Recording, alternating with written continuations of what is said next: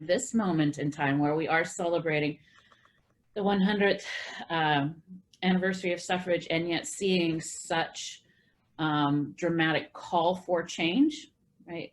This crisis time is a time that philosophy can help us. It can help guide us.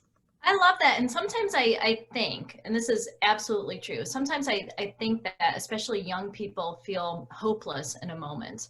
And I think that, and one thing that brings us together as friends is that we're educators, and we see these young people with their really big questions, you know, and we want to honor those questions.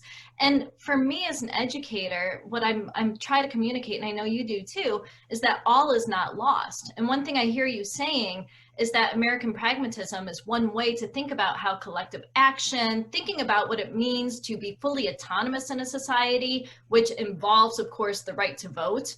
And of course, even when suffrage happened, not all people, not all women were able to enact their right to vote, especially Black women, right? Were discouraged, and there was voter suppression and so on.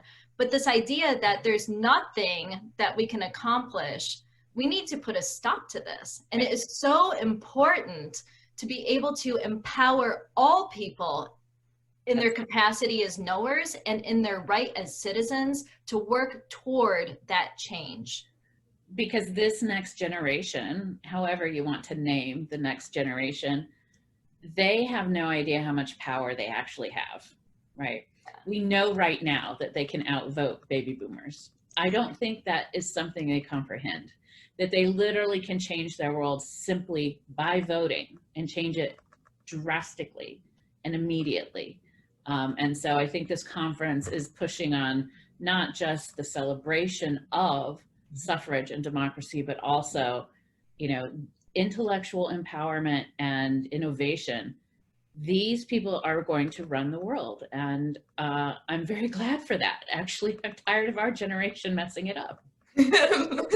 True, true.